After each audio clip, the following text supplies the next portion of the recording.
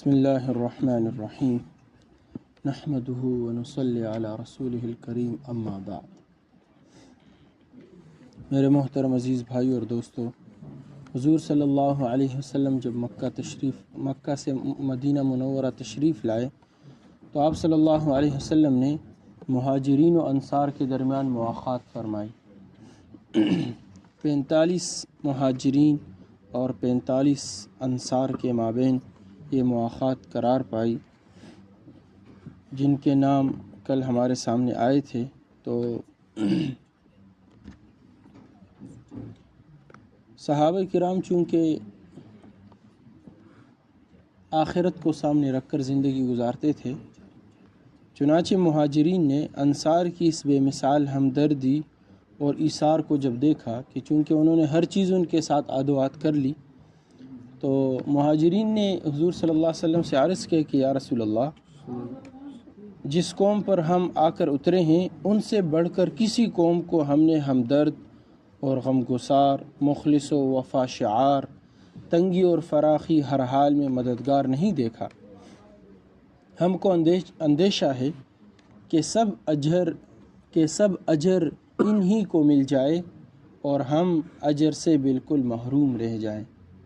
آپ صلی اللہ علیہ وسلم نے فرمایا، نہیں، جب تک تم ان کے لیے دعا کرتے رہو، یعنی دعا کا احسان درہم و دینار کے احسان سے کم نہیں بلکہ کچھ زیادہ ہی ہے۔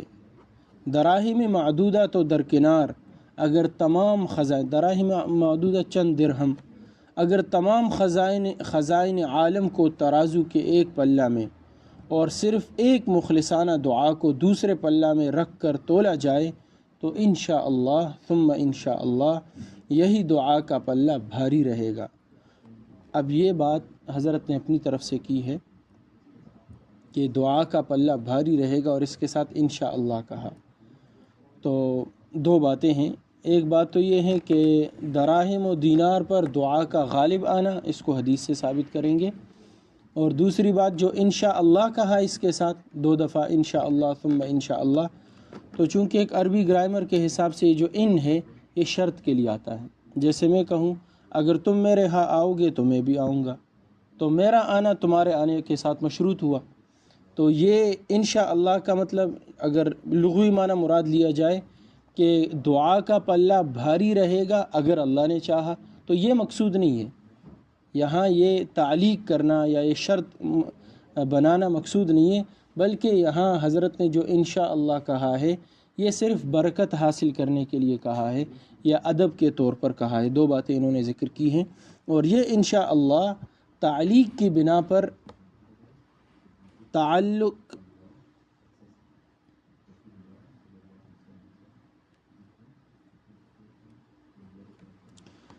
یہ انشاءاللہ تعلیق کی بنا پر نہیں بلکہ تبرکاً اور تعدباً کہتا ہوں۔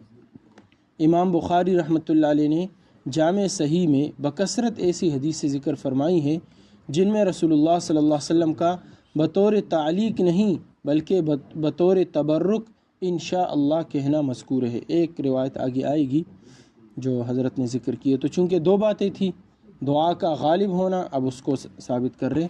ام المؤمنین حضرت عائشہ رضی اللہ عنہ جو کہ صدیقہ بنت صدیق ہیں، ان کے پاس جب کوئی سائل آتا اور دعائیں دیتا جیسا کہ سائلین کا طریق ہیں، تو ام المؤمنین بھی اس فقیر کو دعائیں دیتی اور بعد میں کچھ خیرات دیتی۔ اس سے یہ ثابت ہوا کہ اس زمانے میں جو فقیروں تھے دعائیں پہلے دیتے تھے، تو دعا دی تو انہوں نے بھی دعا دی، اس کے بعد پھر خیرات دیتی تھی۔ کسی نے کہا، اے ام المؤمنین، آپ سائل کو صدقہ بھی دیتی ہیں اور جس طرح وہ آپ کو دعا دیتا ہے اسی طرح آپ بھی دعا دیتی ہیں۔ فرمایا، اگر میں اس کو دعا نہ دوں اور فقط صدقہ دوں تو اس کا احسان مجھ پر زیادہ رہیں۔ تو ادھر پتہ چلا کہ دراہم و دینار دعا سے کم ہے، اس لیے دعا صدقہ سے کہیں بہتر ہے، یہ بھی ان کا کہنا ہے۔ اس لیے کہ دعا صدقہ سے کہیں بہتر ہے، اس لیے دعا کی مکافات دعا سے کر دیتی ہوں۔ دعا کی برابری، مکافات برابری کو کہتے ہیں، اس نے دعا دی میں نے بھی دی، برابر ہو گئے ہم، تاکہ میرا صدقہ خالص رہے، کسی احسان کے بدلہ میں نہ ہو۔ ایک بات یہ بھی ہے، یعنی ایک نیز یہ بھی کہا جا سکتا ہے کہ چونکہ اس نے مجھے دعا دی تو اس نے مجھ پر احسان کیا، اب میں نے صدقہ دیا تو وہ تو دعا سے چھوٹا ہے، تو وہ اس نے مجھ پر احسان کیا، میں نے اس پر احسان نہیں کیا، اس لیے میں اس کو دعا دے دیتی ہوں، تو دعا کے مقابلے میں دعا ہو گئی اور صدقہ میں نے صرف اللہ کی رضا کے لیے دیا۔ لہٰذا جو شخص دراہم معدودہ دے کر مخلصانہ دعاؤں کا سودا کر سکتا ہے وہ کبھی نہ چوکے اور موقع کو ہاتھ سے جانے نہ دے۔ یہ رشتہ مواخات پھر حضرت اپنے اس پر آ گئے کہ یہ جو مواخات ہوئی تھی، چونکہ دعا کی بات بیچ میں آ گئی تو اس کے پیچھے چل پڑے۔ یہ رشتہ مواخات اس قدر محکم اور مضبوط تھا کہ بمنزلہ قرابت و نسب سمجھا جاتا تھا۔ جب کوئی انصاری مرتا تو مہاجر ہی اس کا وارث ہوتا، جیسا کہ قرآن پاک میں اللہ تعالیٰ فرماتے ہیں اعوذ باللہ من الشیطان الرجیم ان الذین آمنوا وهاجروا وجاهدوا بأموالهم وأنفسهم في سبيل الله والذين آووا ونصروا أولئك بعضهم أولياء بعض۔ سورہ انفال کی آیت نمبر 72 ہے۔ بے شک جو لوگ ایمان لائے اور انہوں نے ہجرت کی اور جان و مال سے جہاد کیا، اور وہ لوگ جنہوں نے مہاجرین کو ٹھکانہ دیا اور ان کی مدد کی، یہ لوگ باہم ایک دوسرے کے وارث ہوں گے۔ چند روز کے بعد یہ جو حکم ہے قرآن کا، چند روز کے بعد قرآن کا یہ حکم تو منسوخ ہو گیا اور تمام مؤمنین کو بھائی بنا دیا گیا کہ جتنے بھی ایمان والے ہیں وہ سب آپس میں بھائی بھائی ہیں، اور یہ آیت نازل فرمائی انما المؤمنون اخوہ،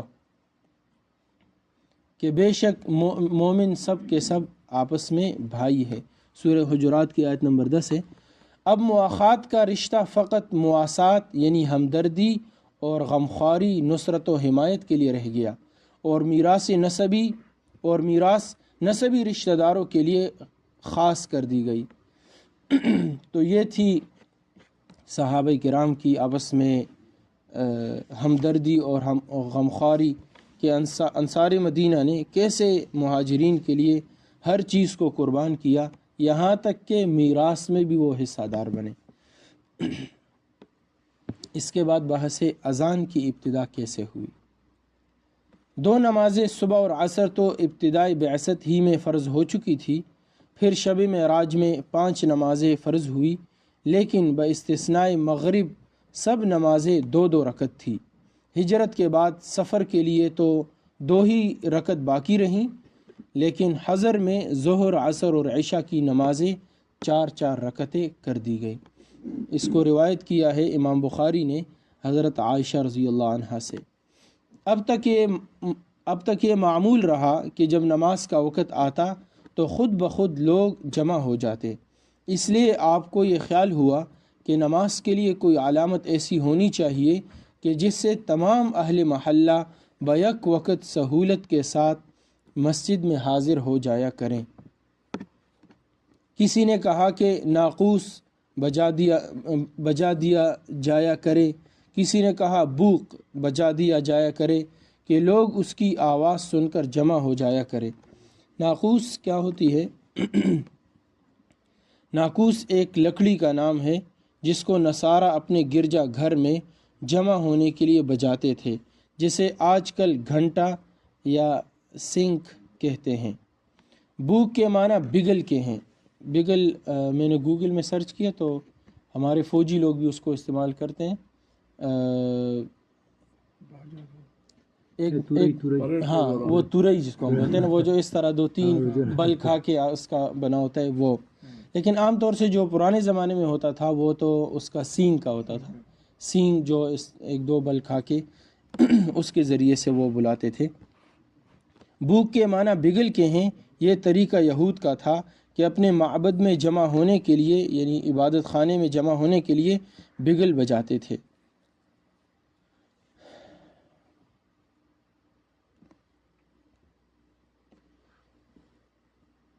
لیکن آپ صلی اللہ علیہ وسلم نے ناقوس کو نصارہ کے ساتھ مشابہت پیدا ہو جانے کی وجہ سے رد فرمایا کہ یہ چونکہ نصرانیوں کا طریقہ ہے، اور بوق بجانے کو یہود کے ساتھ مشابہت پیدا ہو جانے کی وجہ سے رد فرمایا۔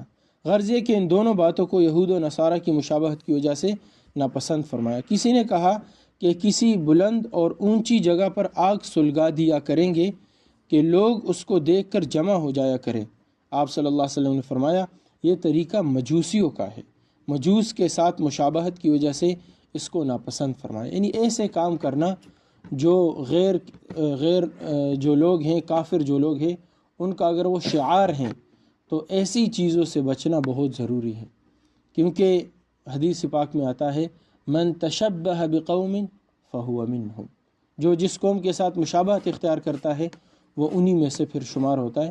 اس لیے جو یہود و نصارہ، مجوس اور مشرکین اور جتنے بھی غیر مذاہب ہیں، اگر کوئی کچھ کام ان کے شعار بن چکے ہیں تو ہمیں ہرگز اس کے قریب نہیں جانا چاہیے۔ مجلس برخاست ہو گئی اور کوئی بات طے نہ ہوئی۔ رسول اللہ صلی اللہ علیہ وسلم کے تفکر اور خیال کا عبداللہ بن زید بن عبد ربہ پر بہت زیادہ اثر تھا کہ حضور صلی اللہ علیہ وسلم اس فکر میں ہیں کہ کیسے لوگوں کو نماز کے لیے جمع کیا جائے، تو ان پر ان کا بڑا اثر تھا۔ اسی اثناء میں عبداللہ بن زید رضی اللہ عنہ نے یہ خواب دیکھا کہ ایک سبز پوش شخص، یعنی سبز لباس پہنا ہوا شخص، ناقوس ہاتھ میں لیے ہوئے میری طرف سے گزر رہا ہے۔ میں نے دریافت کیا کہ اس ناقوس کو فروخت کرو گے؟ اس سبز پوش نے کہا تم اس کو خرید کر کیا کرو گے؟ میں نے کہا اس کو بجا کر نماز کے لیے بلایا کریں گے۔ سبز پوش نے کہا تم کو اس سے بہتر اور عمدہ تدبیر نہ بتلاؤں؟ میں نے کہا کیوں نہیں، ضرور بتلاؤ۔